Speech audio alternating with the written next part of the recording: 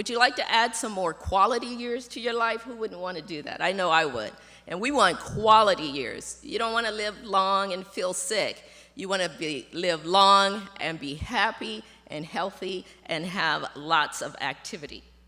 So our goal is to share with you both biblical and scientific facts to help you see how these principles can help you live a longer and healthier life. So today, we are going to start with choice. Choice is the power to control the direction of your life. How many of you like to have people tell you what to do all the time? No, not me. Oh, you do. Oh, he's a good son. He wants to. Okay, but as a child, as you're growing up, it's very important that you listen to your parents that give you good advice. And this is the same for the creation life principles. God has given us principles where we can know how to live a more abundant life. And so if we make the right choice and we follow his directions, we can live a healthier life. So consistently making wise decisions is key to creating the life you want. You can be in control. Now, there are choices that we can make each and every day, simple choices that we can make. And one of those choices is just to smile. Do you know how to smile? Can I see some smiles? Okay, and I'm going to ask Peggy. First of all, I want to thank Peggy for the beautiful music she played prior to the beginning of this. It was just wonderful. Thank you, Peggy. Beautiful. And so this is an interactive workshop, and I want to tell you, first of all, that a smile is not just a smile. There are different types of smiles. When you're standing in front of a camera and somebody says, say cheese, and you say cheese, that's that. But there's a smile called the Duchenne smile. And it's a type of smile where you use the muscles around the eyes to smile. It's a true smile, a good smile. So can I see your best Duchenne smile? Oh, I'm seeing some good smiles. All right, so when I was younger, and I would go to church, and I would go to my class, we would sing a lot of different songs. And one of those songs was, You Can Smile. Has anybody ever heard of that? You can smile when you can't say a word. You can smile when you cannot be heard. You can smile when it's cloudy or fair. You can smile anytime, anywhere. So hold that thought. We're not there yet. Okay? But the Duchenne smile is definitely a smile that can add positive feelings to your brain. It communicates to your brain. When you smile, it communicates positive feelings to your brain, and it makes you feel better. So before we get there, actually, it'll be a little bit. So if you want to go sit back there, you can. All right, so let's continue to talk about choice. So making the choice to smile is a good choice to make. Coming here today was a good choice to make, and so thank you for making that good choice. Now, when choice is taken away from us, it impacts us physically. So let me tell you about a nursing home. There was this nursing home. There was a study that was done at a nursing home, and there were residents on the first floor and residents on the second floor.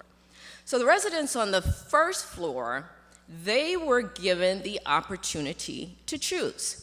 So for breakfast, they could either have omelets or they could have scrambled eggs, but they would have to choose which one they wanted. Then there were movie nights. There was a Thursday movie night and a Saturday movie night, and they would have to choose which night that they wanted to watch the movie. And then there were plants. They were each of the residents on the second floor were given plants, and they would have to pick which plant they wanted and take care of it. Now, on the first floor, the residents were not given choice. They were told when they would have scrambled eggs and when they would have omelets. They were also told which night they would go and watch the movie. And they were given a plant, and the nurse took care of it. So, 18 months later, researchers found that the residents who were given more choices and control were more active and fewer. I need to get to my next slide. Okay, there we go. Were more active and fewer of them died compared to the other group. This suggests that choice and control positively impacts longevity, while helplessness impacts negativity. All right. Now, the blessing of having choice is told by a surgeon, Dr. Bernie Siegel. He was interviewed about cancer, and he stated, patients who get well when they're not supposed to are not just having accidents or miracles or spontaneous remissions. They are experiencing self-induced healing because they're thinking positive and because they're doing things that make them feel that they are in control of their life. It actually helps them. He says people who choose their own therapies have fewer side effects than those who silently submit to treatment because their doctor told them to. Choice empowers by helping the person take ownership of the situation, which produces positive results. So choice is a gift from God. God gave his people choices from the very beginning. And during the creation, if you remember the creation story, Adam and Eve had a choice. Having control and the ability to choose leads to living longer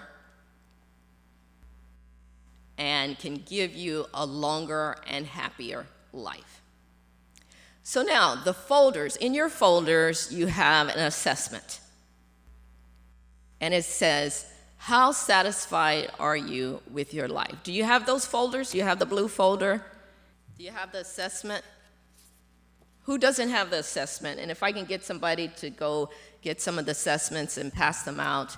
If you need an assessment, raise your hand. And,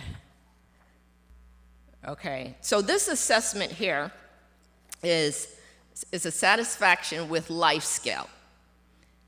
And what you do is read the following statements and circle a number from 1 to 7 to rate your level of agreement.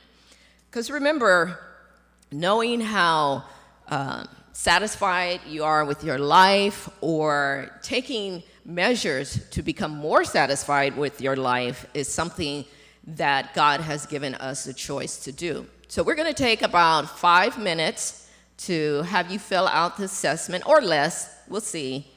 And then I want you to think about it. It's not something you have to share with anybody, but it's for yourself, so you can look at it, all right? So while other people are getting the assessments, I want to remind you about this book right here. So this is the study guide book that goes along with each principle we're talking about. And it's full of information and other activities and exercises that you can do related to each principle that we're talking about. So for today, we're talking about choice and rest. When you leave here today and throughout next week, you can go through the book and do the different things in the book. And come back next week. When you come back next week, you have one of these books, make sure you bring it back. Even if you don't have the book, you'll still learn a whole lot about the principles of health that can help you live a more abundant life. So how are we doing? Does everybody have an assessment now? All right. All right, so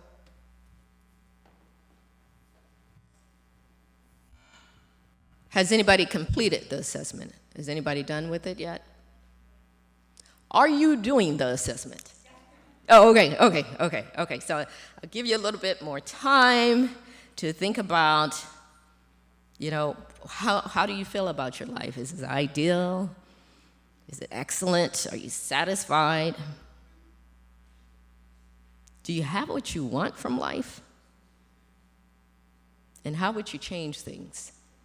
Remember, it's all about choice and control. God is a loving God, and He doesn't want to force us to do anything. He wants us to have choices, but He doesn't have us make choices in a vacuum. He gives us what we need, resources, to help us make right choices. All right, so as you finish that off, look over it, and you'll see the scoring that says, when you add up the points, 31 to 35, you're extremely satisfied with your life. 26 to 30, very satisfied.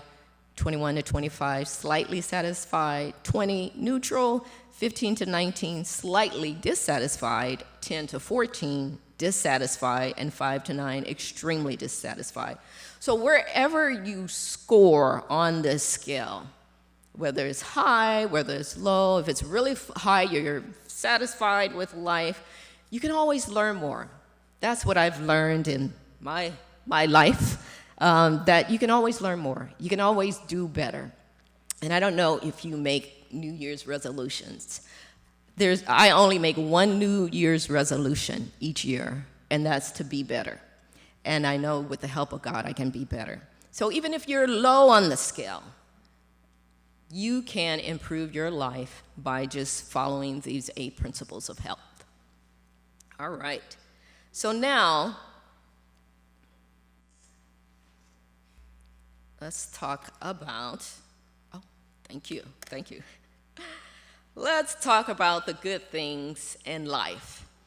Making healthy choices means choosing good things in a balanced, moderate way and avoiding harmful things. And the key is a balanced, moderate way. So too much of anything can be bad for you. If you exercise too much, that could be harmful to your health. But you want to choose good things, and you want to choose them in moderation, and you want to have a balance. When faced with a choice, ask, is this beneficial to me? And if so, how beneficial? Weighing benefits and risks produces better decisions. Choosing to add more good things to your life will make it better and more satisfying. So over this next month, we will talk about the different good things you can add to your life. Proverbs 24:5 says, "A wise man is strong, and a man of knowledge makes strength greater." With so many choices, how can we be sure of making the right ones? Gaining and applying should be a way of life. We can't responsibly go through this life intellectually idle. Knowledge creates strength, power, and good decisions when put into action. So how do we increase our knowledge? Well, I will tell you. We can increase our knowledge by reading books, watching informative programs, or wisely using the internet for continued intellectual growth. And as a result, we're better equipped to make more wise choices that bless us with abundant life, purpose, peace, and joy. Another important tool for making good choices is applying reasoning. We don't always have all the necessary information, so we rely heavily on exercising reasoning when making good choices. And how can we improve our reasoning? We could take a class. We can, on logic and philosophy or debate or classical reasoning. We can meet regularly with friends.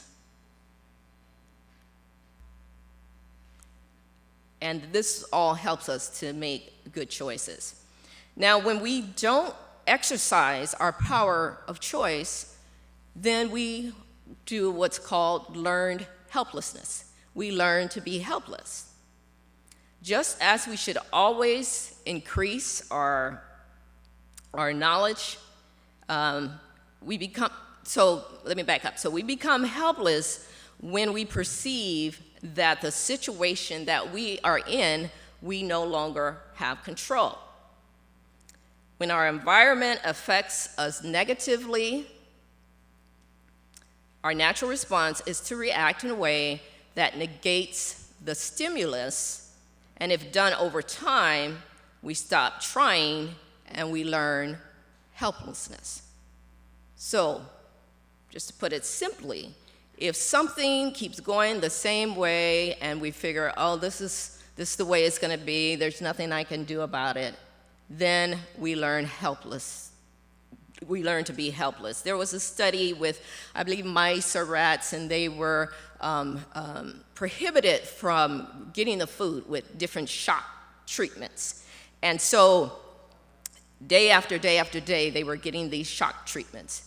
And so soon the scientists took the shock treatments away, but the mice still didn't go get the food because they were conditioned to believe that if they go after the food, then they would get shocked. So even when the shock treatments were removed, they didn't get what they needed. So with health and wellness, sometimes we might feel, oh, genetically I'm prone to this, or my mother had this, my father had this, oh, I'm not in a situation where I can do these different things, so this is out of my control.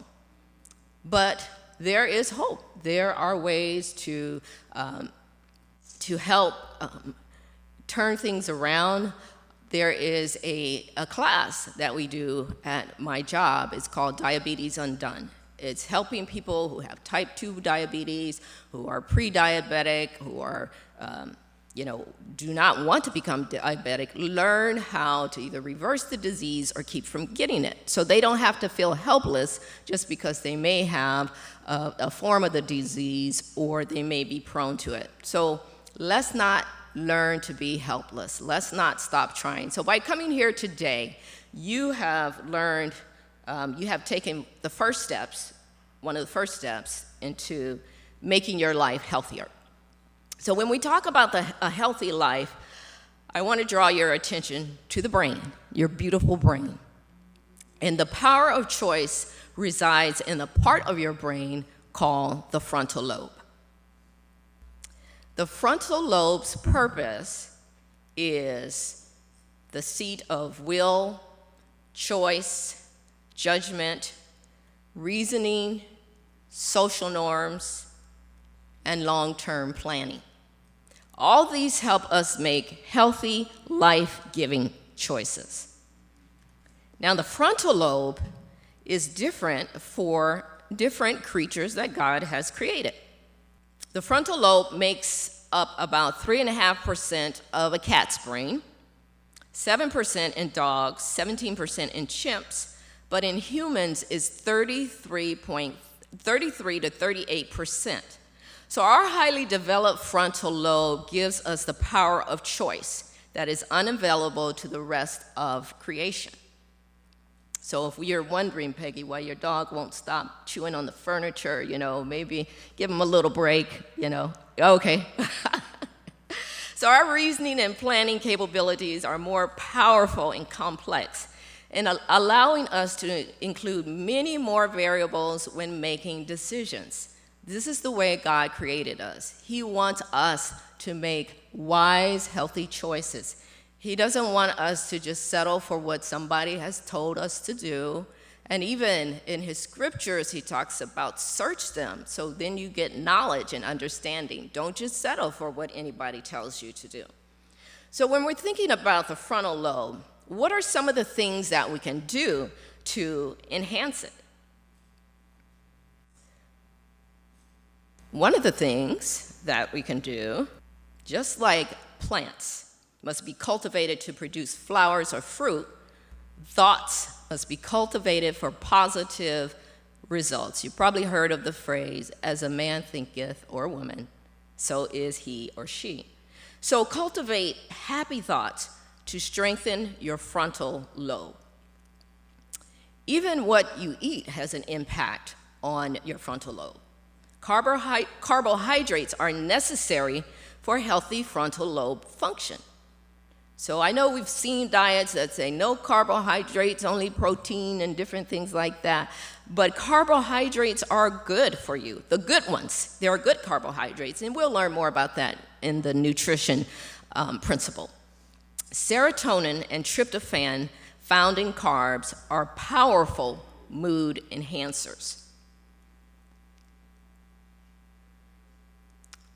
Choose to listen to happy music. Eliminate music that encourages negative behaviors and attitudes or puts you in a negative state of mind. Ask yourself, how does this make me feel? What does this make me think about? Don't expose yourself to anything negative. Such things compromise your reasoning power and your happiness. So in terms of making good choices, we talked about thinking positive already. Physical activity is also important as you make good choices. They help to strengthen the frontal lobe and improve the decision-making abilities because the brain and the body are a unit. They're not separate. Thought-provoking activities strengthens the brain by increasing blood flow. Blood flow is also increased by physical activity and massage. Enhancing blood flow increases blood flow to the brain because the body naturally prioritizes it to the brain. And other things such as sunshine sharpens the mind and reduces the stress hormone cortisol. Have you heard of the hormone cortisol? What is that usually associated with? Stress. Yes, that leads to stress when that hormone is increased. Practice disease prevention by avoiding behaviors that cause debilitating diseases. Fight disease with regular exercise, healthy eating, including good carbs, adequate sleep, strong relationships, and good music. Some of the common causes of a compromised frontal lobe some of the main cause of frontal lobe damages is lifestyle habits. Common effects of a compromised frontal lobe are impairment of moral principle, social impairment, loss of love for family, lack of foresight, incapable of abstract reasoning, and depression. Our frontal lobe is very powerful. So we need to do what we can to make sure that we're taking care of not just our bodies, but our brain, our physical health, our mental health, and our spiritual health. Common effects of a compromised frontal lobe. A compromised frontal lobe leads to loss of empathy, lack of restraint, being boastful, hostile, and aggressive. And you know, that's interesting because sometimes we run into people who aren't very nice. And then we chalk it up to, that they're just a bad person or that's their personality. There may be something mentally wrong with some people or physically wrong with some people. So it's important to understand how our brains and how our body works together. So you can see other common effects of a compromised frontal lobe, and they can wreak havoc on our emotional, social, financial, spiritual, and other facets of one's life. So are you seeing the connection between the brain and the body and between having a life of a quality lifestyle, how what we do, the choices that we make can really impact how we live? So here are some tips with regards to choice I want to share with you. So first of all, stay focused on the real choice and don't be distracted by chaos, lack of sleep, or people's demands around you. Second, remember HALT, H-A-L-T. Do not make big decisions when you're what? What does it say? Hungry, What's the A? Angry? Lonely? Are you seeing the words up there? Or tired? All right. And I'm a witness to this because I know after 8 o'clock, my brain shuts down. And so I tell my daughter, don't ask me any advice after 8 o'clock because I don't know what kind of advice I will give you. Check with me in the morning after I had a good night's sleep. Third, choosing wisely is easier when you make one wise choice at a time. And this is something you want to remember as you go through these weeks of creation life, is that take baby steps. You don't have to try to change overnight because you didn't get to where you are overnight. It takes time. It takes baby steps. But it's worth it, and with God's help, you can make it. And speaking of God's help, Isaiah 41:10 says, "Do not fear, for I am with you. Do not be dismayed, for I am your God. I will strengthen you. I will help you. I will uphold you with my righteous right hand." God wants us to live life abundantly. And so he's going to help us live that abundant life. So here are some steps to change. People often feel overwhelmed when it comes to change because they don't know where to begin. What they need is clarity. Here are specific steps for finding clarity about what you want and need for your life. First of all, you have to choose to change. Nothing happens until you're committed. Pray for wisdom and seek God's guidance about where to start. Take inventory of your life to identify what's going well and what needs improvement. After doing these 3 things, prioritize where you will start by choosing 1 to 3 areas. Because remember, don't try to just do it overnight. Take your time. And by coming here weekly, we can help you through that process. Because doing more could frustrate you and make you feel like quitting. Follow through by taking action every day. And reinforce your choices with positive people. Surround yourself with people that supports your decision and your efforts to do better. But keep in mind, don't be so hard on yourself. Sometimes we all veer off course here and there, but that happens in life. Unexpected things happen, unexpected events. When this happens, make course corrections to get back on track and choose to keep going. So at this time, I want to show a short video about making choices.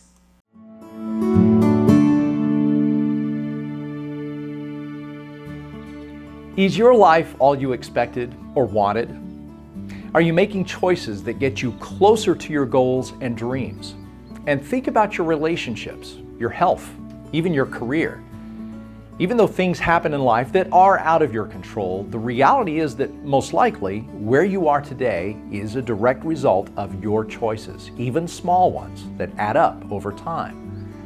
Wise choices are the foundation for achieving positive, lasting change. And every day we face a myriad of choices, from the mundane to the monumental. And each one also shapes who we are and who we become. From the very beginning, God's desire for humankind was to have the freedom of choice. Adam and Eve had the ability to choose what they wanted in life, and it's the same for us today. And just like them, the choices we make do shape our futures. Suppose you want to take a road trip. You probably put a lot of thought into what you want to do on that trip and what sights you're going to see along the way. You pack carefully, you make arrangements for where you're going to spend the night and fill your car with gas, and the last thing you do is you pull out your phone and type in your destination and tap go, right? Now along the way, if you make a wrong turn or take a detour, it's not a problem because your GPS simply redirects you. It alerts you of road closures and more efficient routes. It keeps you updated on your arrival time. Think about your life. How are you planning? Are you on the most efficient route to getting there? The first step in making good decisions is believing that you have control over your life. Why is this so important? Because studies show that people who believe they have control over their own lives are healthier, happier, and live longer. They have a mission or a purpose in their life and will do all in their power to achieve it. That is the power of choice at work. So there are 3 things to get you started here. First of all, begin by creating a guide, a mission statement. Just like when you go on a trip, you have to know where you're going and why you're going in order to create a plan for that journey. Now, this is not something that you write overnight. Give it some thought. Schedule some time to write what's most important to you about your life. And again, think about work, friendships, life partner, health, and relationship with God. Whatever is important to you becomes your why and can and does shape the choices you make every day. Secondly, think about your habits. Did you know that each day you make about 35,000 choices? There's a study by Duke University that's revealed that 45% of those decisions are unconscious habits. In other words, almost half of our choices are based on our habitual way of thinking and doing things we do on autopilot. We don't think about them, but they become habits. And the more aware you are of your habits, the better you can focus on changing the bad ones. And then third, focus on the 1%. Simple, right? In his book, Atomic Habits, author James Clear states that if you can get 1% better each day for 1 year, you'll end up 37 times better by the time you're done. That is amazing. Who wouldn't want to be 37 times better in just 1% increments? Now, the key here is to think simple, think small, think atomic, as small as an atom. Make easy changes incrementally, and in no time you will see the progress as you move toward the person you want to be. God has given you the power to change and grow. Reach out to Him as you plan your life. He'll be with you as you experience all those detours along the way. He loves you, and He wants the very best for you. Live healthy, live whole. That's creation life.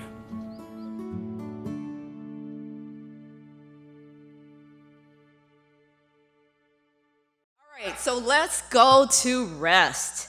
Let's get to rest. Oh my goodness, one of my favorite words, rest. I don't get much of it these days, but I'm working on it. So the second principle in the creation life health, the creation life foundations of health principles is rest. That's the R. Remember, creation is that acronym. C is for what? What did we just talk about? Choice. And R is for rest. Okay, rest. Rest is all about your body, your mind, and your spirit. So we're going to talk about physical rest, mental rest, as well as spiritual rest. So to get the best rest, make sure you're getting a good night's sleep. Who all gets a good night's sleep? You don't have to raise your hand. Oh, well, some people. Oh, okay, that's good. It's also important to set aside time to relax on a daily, weekly, and a yearly basis. God created rest, and He modeled it Himself in the Garden of Eden. So during the first 6 days of creation, He brought life into existence. But on the 7th day, He created love and rested with His new family. He didn't create a day of rest because He was tired. He created that day of rest so He could be with us, so we could be with Him, and we can celebrate Him and be with our families and worship Him. So God created rest. Rest is a gift given. And the Sabbath is a time set apart for rest, reflection, and fellowship with Him and each other. With His last act of creation, and it is a special gift to us.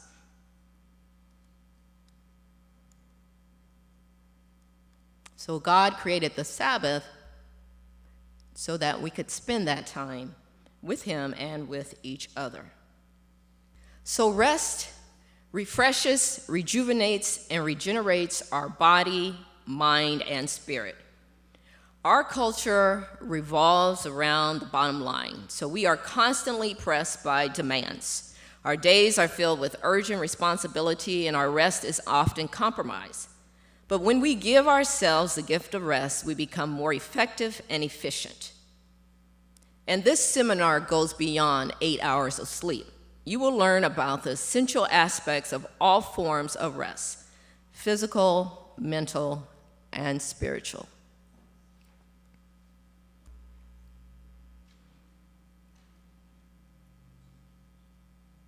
All right. Sleep is essential for good health. Without enough sleep, we forfeit the health benefits that nutrition and exercise provide. Because remember, I was mentioning to you about strengthening the frontal lobe and how sleep is important to strengthen the frontal lobe. People who don't get sufficient regular sleep have decreased brain function and increased rates of disease and mortality.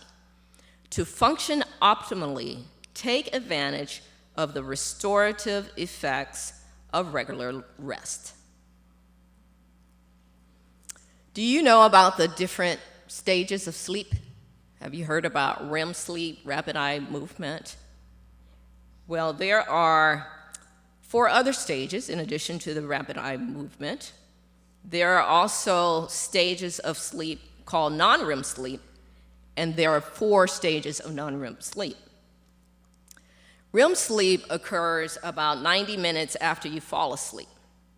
It cycles along with non-REM stages throughout the night and during REM sleep. Eyelids are closed and the eyes move rapidly during REM sleep. Breathing is more rapid, irregular, and shallow. Heart rate and blood pressure increase, dreaming occurs, arm and leg muscles are temporarily paralyzed. Have you ever experienced that? Yeah, I see some smiles. And the interesting thing is that during REM sleep, the dreaming occurs right after the dream ends. That's when you wake up. Have you experienced that? Okay, all right. I've seen some nodding of the heads. All right, so with these sleep stages, sleep typically begins with non-REM sleep in stage 1, and you sleep lightly. Noises or disturbances can easily wake you. During this first stage, your eyes move slowly and muscle activity slows. You then enter stage 2, non-REM sleep. Eye movement stops and the brain falls into a pattern of slower waves with occasional bursts of rapid waves. Almost 1/2 of our total sleep is spent in stage 1 and 2 of non-REM sleep, and about 1/5 each in deep sleep, stages 3 and 4 of non-REM sleep, and REM sleep. So when you progress into stage 3 non-REM sleep, your brain waves slow even more, although smaller, faster waves still punctuate them. By stage 4 non-REM sleep, the brain produces extremely slow waves almost exclusively. This is deep sleep, and it's difficult to awaken during this stage. I don't know how many of you have like smart watches or things like that, or phones, and it can actually tell you how much sleep you got, or how much deep sleep, REM sleep, different things like that. Do any of you have any of those features? And if you look at them, it's very helpful. It's very helpful. All right. This is one of those areas I'm still trying to work on, because the saying I used to subscribe to is, I'll sleep when I'm dead, and I need to get things done. But that's not healthy, and we're going to find out why you need those 7 to 8 hours of sleep at night. And we're going to talk about the benefits of going to sleep early. So it's just not 7 or 8 hours anytime, but it's important to go to sleep early. How much sleep is enough? We all know that 7 to 8 hours a night is best for adults, and it's associated with the greatest longevity. There was a study found where it found that mortality rates from heart disease, cancer, stroke, and all cause combined were lowest for people who slept 7 to 8 hours per night. However, like we said in the beginning, too much of a good thing can be bad too, because more than 8 hours can be detrimental. People who sleep less than 6 hours or more than 9 have an increased 9-year mortality rate compared to those who sleep 7 to 8 hours a night. Another study of nearly 7,000 people over age 31 found out those who reported sleeping more than 8 hours had a 50% greater incidence of stroke and all-cause mortality than people sleeping 7 to 8 hours per night. There was a nurses' health study that also found a relationship between long sleep duration, 9 hours or more, and the development of diabetes and coronary disease. Wow, did you know that? Sleeping too much could cause health problems. But what about children? So this is for adults, 7 to 8 hours of sleep. Infants, 14 to 15 hours. Toddlers, 12 to 14. Preschoolers, 11 to 13 hours. School-age children, 9 to 11 hours. And adolescents, 8.5 to 9.25 hours. Early sleep. Sleep expert Dr. Timothy Monk from the University of Pittsburgh says, human beings are built to be daytime creatures. It's hardwired into our circuitry. When you deliberately try to shift the sleep-wake cycle, it's like having a symphony with 2 conductors, each one beating out a different time. Your delicate internal rhythm goes haywire. And so you need to treat sleep as a precious and fragile thing. We feel out of sorts and if we mess up our sleep and wake patterns, we suffer from mood swings, our alertness wanes, concentration falters, memory worsens, and a whole other, physical well-being problems happen. Our immune system is compromised, hormones are disarrayed, and stomach problems arise. So it's important to get a proper amount of sleep and at the proper time. So let's talk about why it's worth getting sleep early. Going to bed early and rising early is the best practice. A study on lifestyle found that those who woke up early and went to bed more regularly than night owls were healthier. Worth getting up early. This lifestyle leads to better sleeping and eating patterns. It boosts immunity, fights off colds, improves mental performance, and lessens stress. Our bodies are like rhythms. And you may have noticed when you don't get the sleep you need, you're not up to par the next day. And so sleep is very important. Deep restorative sleep. Another benefit of getting to bed early is taking advantage of stages 3 and 4 in the sleep cycle. Remember, stages 3 and 4 are considered deep restorative sleep, necessary for feeling well-rested and energetic during the day.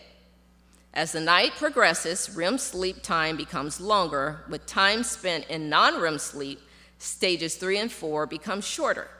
By morning, nearly all sleep time is spent in stages 1 and 2 of non-REM and REM sleep. This shows the significance of going to bed early to reap the restorative benefits of stages 3 and 4. So remember when we started how we talked about rest is rejuvenating, restorative, and refreshing.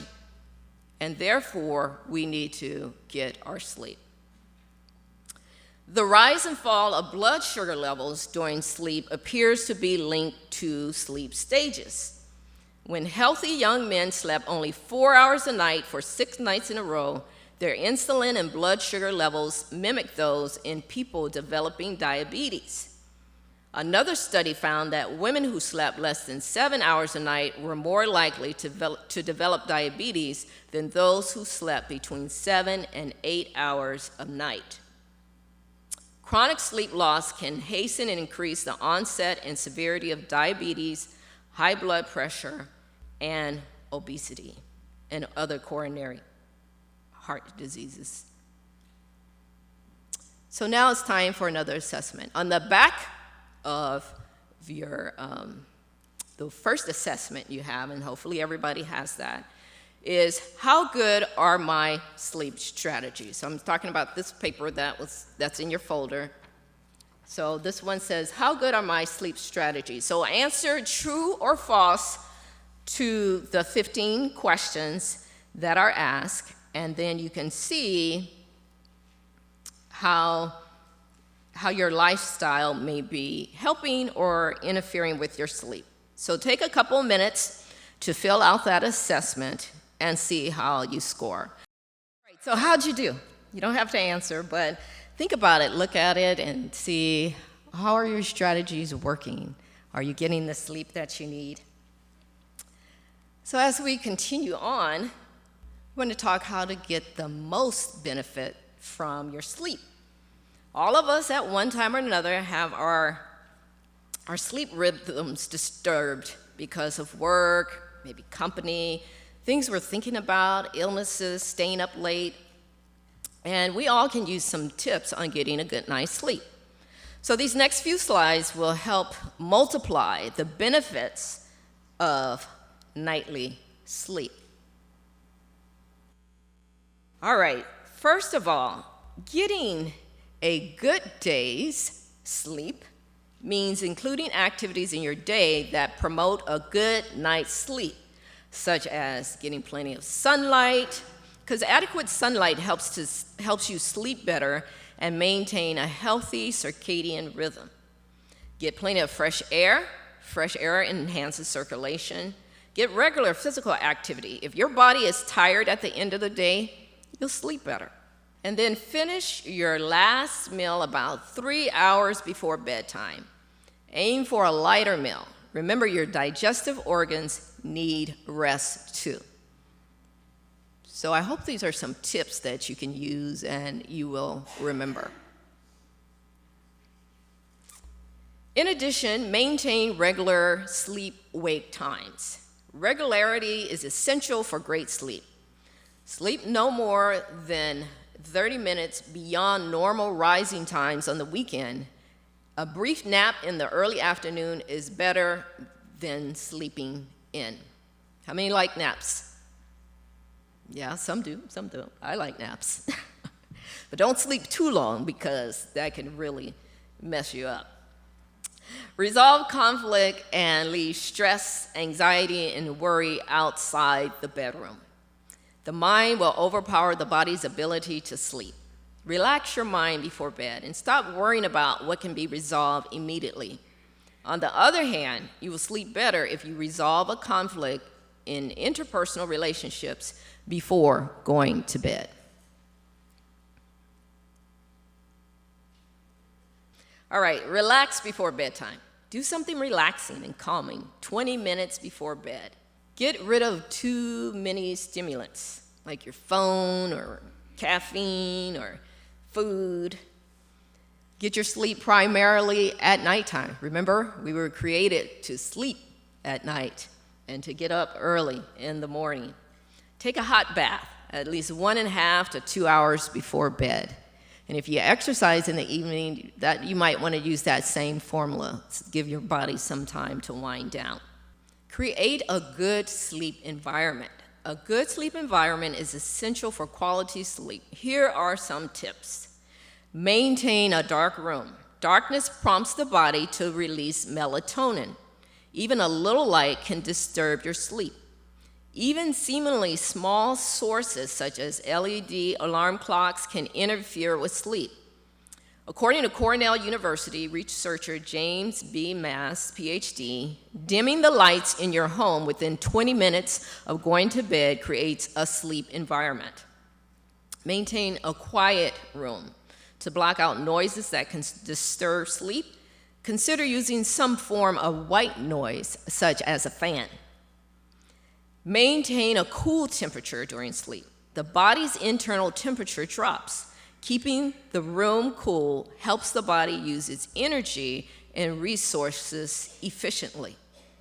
Was any of that new to you? Or did you know all about that? That helps you get a good sleep. Maybe some, maybe not. Follow the natural rhythm of sleep. As mentioned, people who go to bed early and get up early have fewer rates of heart disease, diabetes, and overall lower death rates than those who stay up late and get up late. Human beings are day creatures. That's how God made us. Our body is designed to work best when sleeping early in the evening and getting up early in the morning.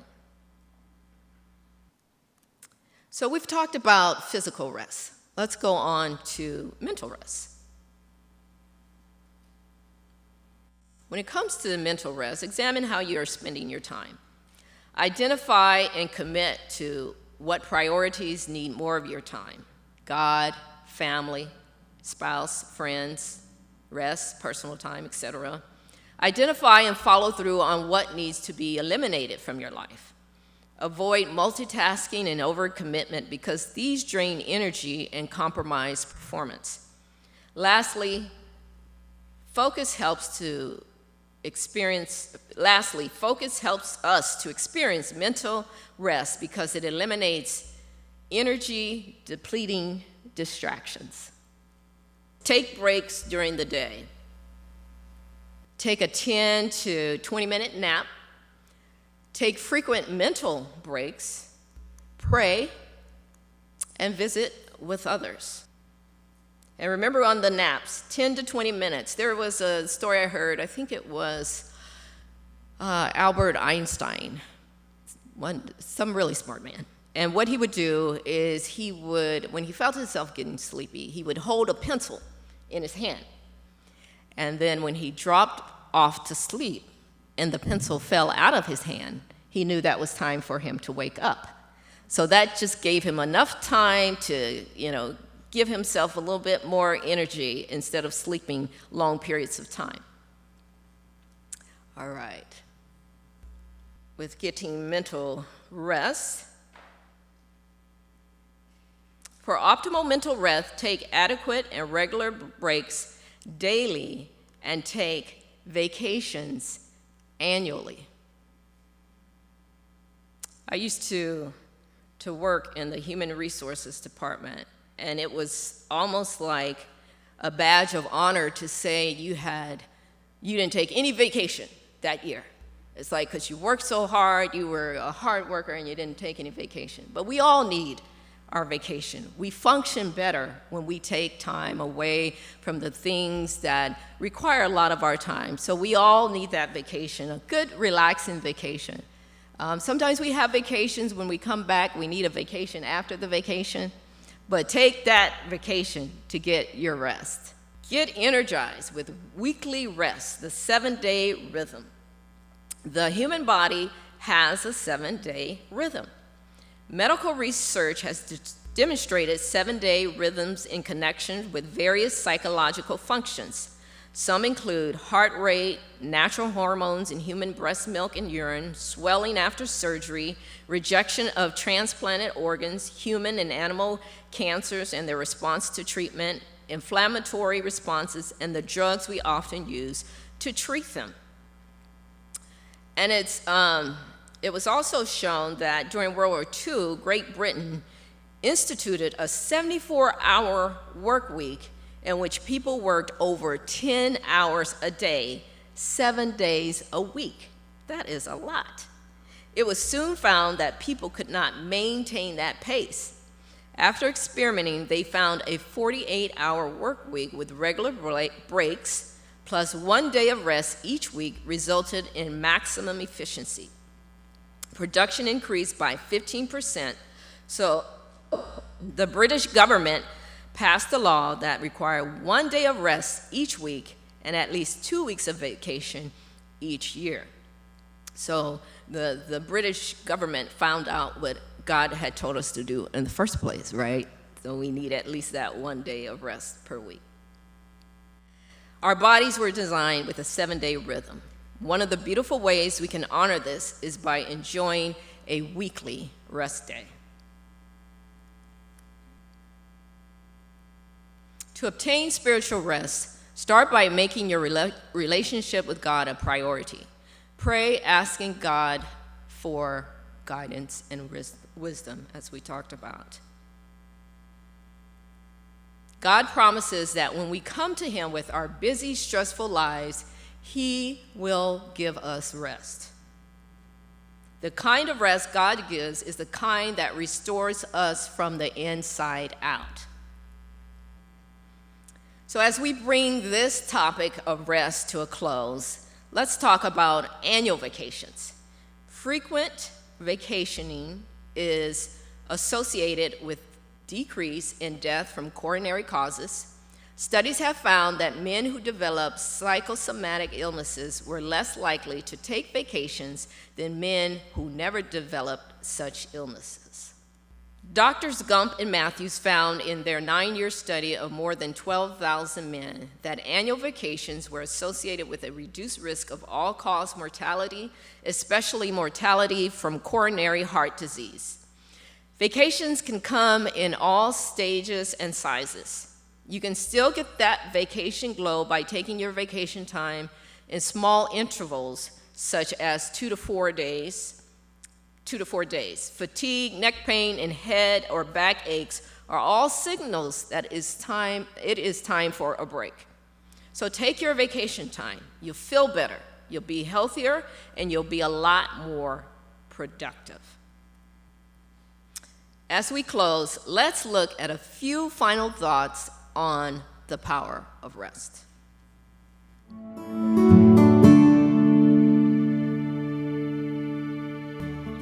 When was the last time you had a good deep night's sleep? You know, that time when you awoke refreshed and ready to attack the day. Or how about that time you returned from a vacation and felt totally re-energized by being outdoors or spending time with friends? Rest is vital to our well-being. In fact, it's so important that God gave us the Sabbath day, 1 whole day per week for rest, spiritual rejuvenation, worship, and social connection. We all need rest, daily, weekly, yearly. In fact, studies show that for adults, the ideal daily sleep is 7 to 8 hours. Now, I know some of you may be thinking, I can get by on less. And that is absolutely true. You can get by on less than that, but you won't be at your optimum, because getting less than the recommended amount of sleep can result in daytime drowsiness and a lack of energy, and it can oftentimes lead to depression and weight gain. Inadequate sleep impairs your ability to think quickly and avoid mistakes. Do you want to get better rest? Well, let me share some basics to keep in mind. First of all, keep a sleep schedule.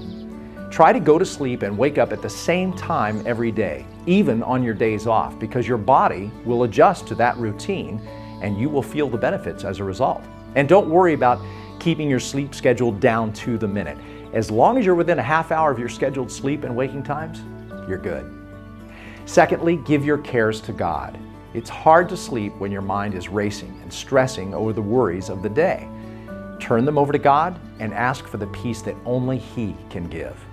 God says, "Come to me, all you who are weary and burdened, I will give you rest." And finally, and this is a tough one, turn off the media about an hour before you go to bed. Television, tablets, any electronic screen, just turn it off.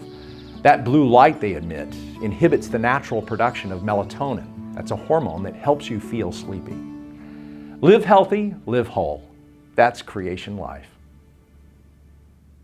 I hope as you think about the choices, the good choices to make, I hope you choose to make rest a priority in your life. And I hope that these 2 topics that we have gone over today provided you with helpful information that you can use to live a healthier and happier life.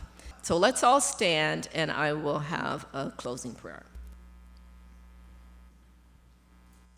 Dear Heavenly Father, thank you so much for the creation story and the things that you have created for us so we can have an abundant life. I ask that you will be with everyone here as they go on their way, as they go through the week. Help them to make good choices, right choices. Help them to get plenty of rest and know that you are there with them and for them to help them have a healthier life.